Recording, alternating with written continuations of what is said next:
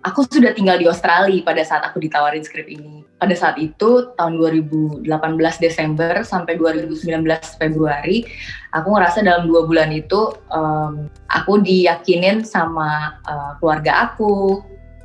Keluarga aku dalam hal ini ada manajer aku, mama, adik kakak-kakak aku, yang juga mereka selama ini support karir aku juga. Terus ada juga suami aku yang dia juga berani untuk long distance relationship dulu gitu kan, karena aku bakalan balik kerja lagi ke Indonesia. Jadi semua yang aku pikirin tuh untuk bermain film ke Jakarta sekarang, selain untuk ada tanggung jawab ninggalin keluarganya, pastinya nih film harus bener-bener baik gitu dan punya maksud gitu. Menurut aku setelah kemarin menonton, film ini mempunyai maksud, sehingga dalam hal ini aku ngerasa untung aku main gitu. Aku merasa bersyukur aku main. Dan anak aku, Brijia, benar-benar udah approve film ini sebagai film favoritnya dia. Jadi aku ngerasa aku sebagai ibu bisa ngasih film ke anak aku yang akhirnya cocok sama umurnya gitu. Dalam hal ini di Indonesia aku termasuk muslim yang sekarang sedang bermain film bertemakan binatangnya anjing gitu. Suatu hal yang kadang-kadang kalau dipikir-pikir, wah berani juga ya, tapi aku merasa nggak nyesel atau bahkan malah bersyukur mengambil kesempatan ini, karena ada bahasa-bahasa yang diperlakukan di film ini. Walaupun dalam film ini secara behind the scene anjing-anjing itu memang tidak menjilat sama sekali ya. Kecuali anjingnya si Rian Delon yang namanya Kopi itu memang dia air liurnya banyak dan kemana-mana. Tapi kalau untuk Jun dan Suki, anjing penggantinya, dia anjingnya smart banget yang khusus buat syuting. Mereka itu diambil dari Amerika sama dog trainer dari US. Dan Novi waktu itu ikutan cari juga sebagai sutradara anjing yang cocok untuk dilatih buat main film.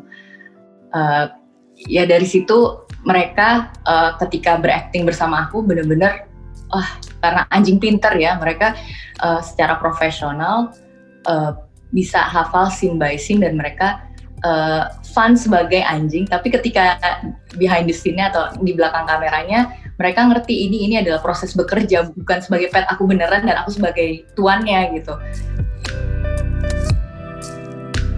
Pokoknya gak usah berekspektasi apapun ketika ingin menonton film Jun and Kopi. Pokoknya ini purely hanya film seputar kasih sayang gitu. As simple as kasih sayang sesama makhluk di dunia gitu. Kayak misalnya orang tua sama anak sama hewan peliharaannya. Terus habis itu bagaimana proses kita menemukan sahabat selain daripada manusia, kita juga bisa menemukan sahabat di sisi atau di figur seperti binatang. Dan bagaimana hidup kita bisa berdampingan dengan hewan-hewan di alam yang kita share ini gitu. Menurut aku gak usah pakai 3 alasan sih sebenarnya, 1 alasan aja gitu, bahwa kamu bisa mereflek diri kamu sebagai manusia ketika menonton film ini, bagaimana harus kamu perlakukan makhluk-makhluk lain di dunia ini gitu. Bukan karena takut, karena dideketin terus kena najis atau segala macam, enggak ada sama sekali pikiran kayak gitu. Kalau untuk pendekatan aku sama hewan, aku sebenarnya orangnya nggak terlalu deket sama hewan apapun ya.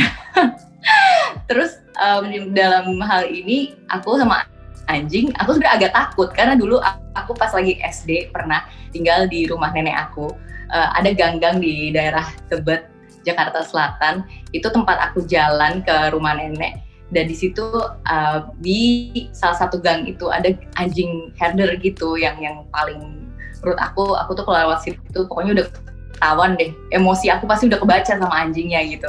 Dan itu karena aku kelas 1 SD, itu pertama kali aku pulang jalan kaki sendirian. Aku ingat sekali waktu itu aku karena takut, perasaan aku takut, jadi anjing itu tuh ngejar aku gitu. Akhirnya ngejar aku sampai ngerobekin rok aku. Aku sampai naik ke tiang listrik gitu, bener-bener naik dan kayak kartun gitu.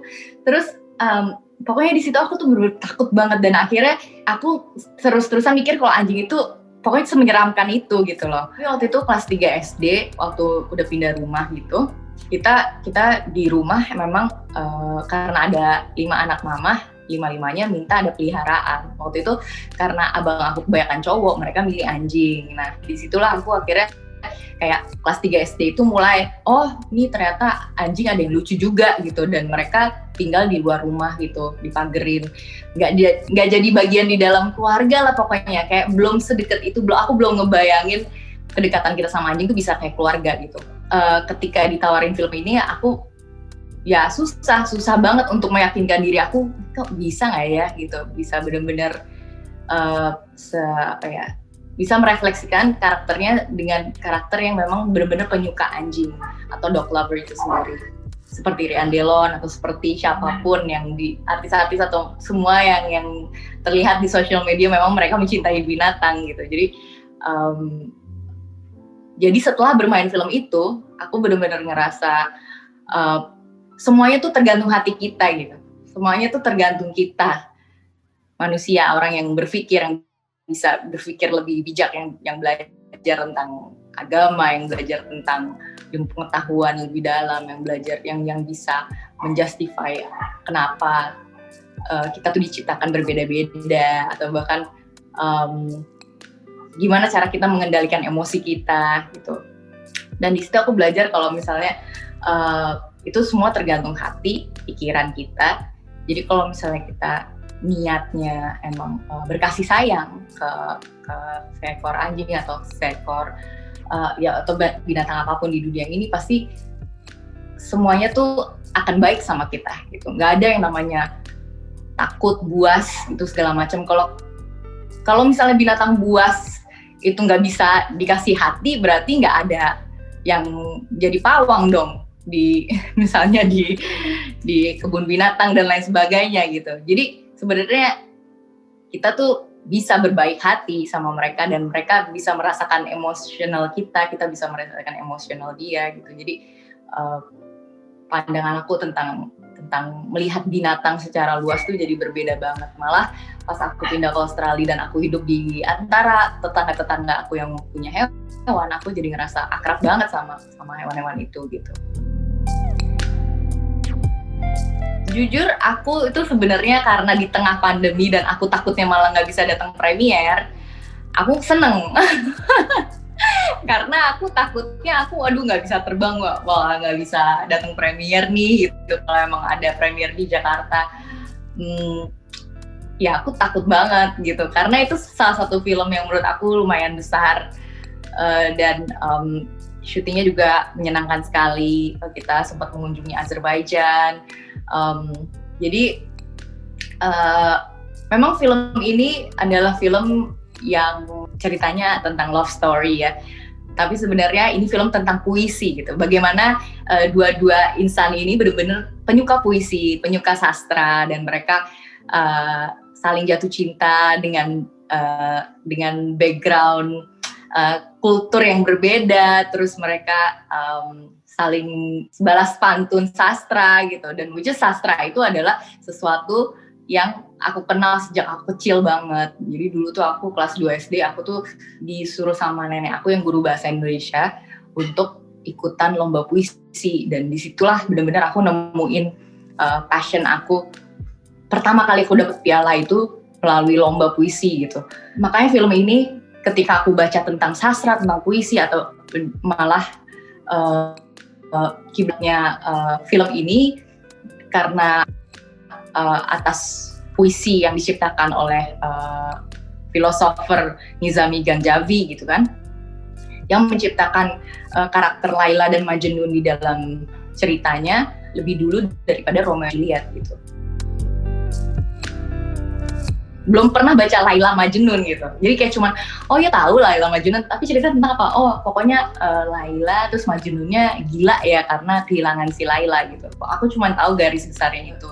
Dengan Alim Studio ini benar-benar dikemas dengan apa ya, mempersatukan dua budaya, dua negara, Indonesia dan Azerbaijan, dua negara Islam. Azerbaijan udah sebagai negara Rusia sekarang kan ada beberapa orang perempuannya juga sekarang udah banyak yang lepas jilbab, dan malah mereka mendirikan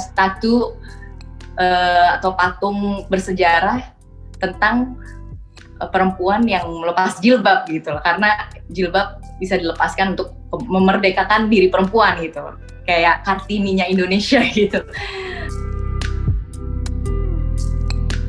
Banyak banget sebenarnya layer-layer di dalam film ini yang jadi bisa peristiwanya jadi lucu, jadi menghibur, jadi romantis, jadi unik, jadi menarik karena pergesekan antara atau perpaduan antara dua kultur tersebut gitu.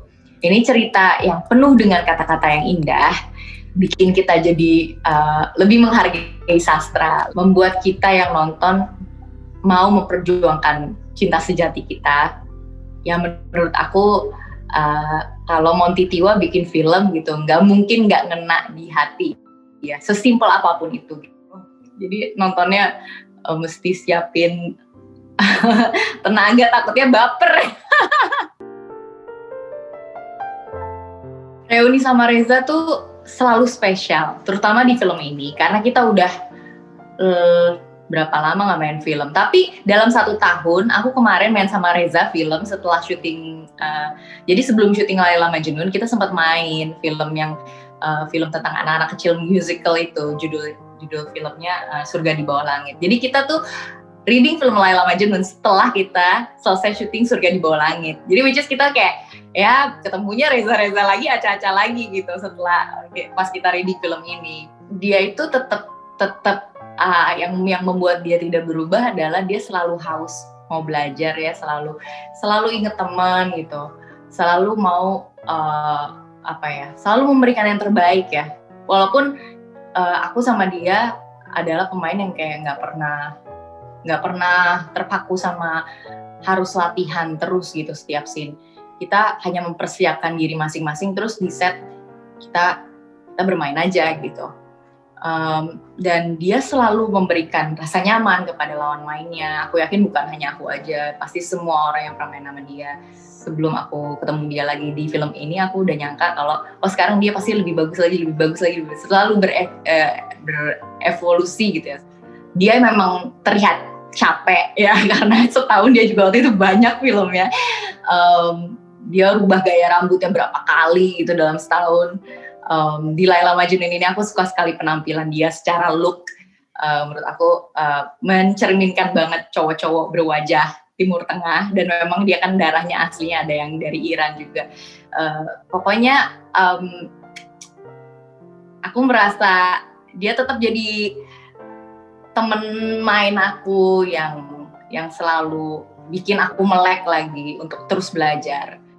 Ya, semoga kita masih dikasih kesempatan main lebih lama lagi ya, gitu. Dengan di tengah-tengah di mana udah banyak pemain-pemain baru, tapi kita sempat ngomongin seandainya nanti kita ketemu lagi di masa tua kita ingat gitu bahwa hari ini kita syuting di Azerbaijan di tengah-tengah salju, minus berapa derajat, terus kita have fun kayak gini.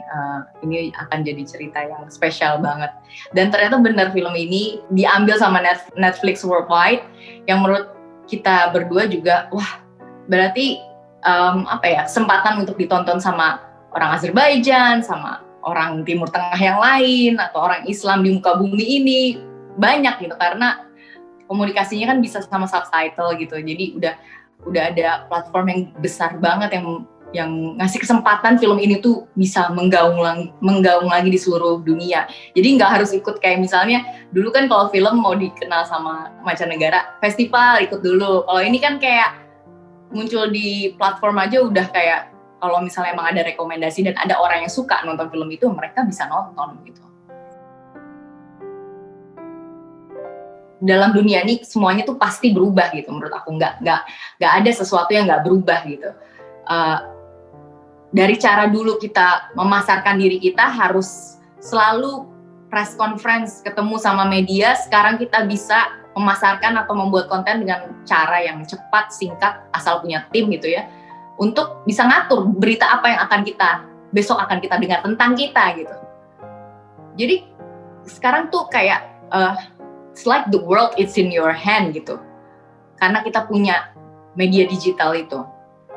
Dan semuanya itu kita bisa cek, gak hanya produser yang bisa cek tentang minat masyarakat seperti apa. Tapi kita yang punya account Instagram aja kita bisa cek, data based on my data di Instagram saya, follower saya itu usia 25 sampai 34 tahun misalnya. Terus kita bisa menentukan market kita sendiri gitu. Itu yang dilakukan sama Netflix gitu. Karena sistem berbasis data tersebut atau digitalized tersebut yang saat ini mungkin dibilangnya generasi 4.0 gitu. Di mana kayak semuanya sistemnya tuh pasti based on statistik gitu, dan itu udah banyak hal yang diciptakan dengan based on statistik, kayak misalnya artis-artis baru di dunia ini yang langsung naik dalam waktu 3 tahun masuk ke Billboard chart kayak Blackpink gitu. Mereka kan dibentuk dengan data gitu, dengan statistik. Mereka nggak nyanyi based on apa yang pengen mereka nyanyiin, tapi ada produsernya. Mereka research tentang bagaimana menjadi penyanyi yang disukai sama seluruh dunia gitu. Akhirnya ya benar-benar data itu bicara gitu. Dan menurut aku Netflix ini bahaya gitu, karena mereka berbicara dengan data. Jadi yang mereka bikin itu pasti ada pertanggungjawabannya by paper gitu, ada pertanggungjawabannya. Dan mereka selalu bikin sesuatu yang akhirnya tetap laku. Mereka sasarannya udah bukan film-film blockbuster lagi, bukan. Sasaran mereka adalah film-film baru yang belum sempat didengar sama orang banyak. Tapi mereka distribusikan mendunia gitu, secara dunia gitu. Di level kelas yang semua orang bisa nonton.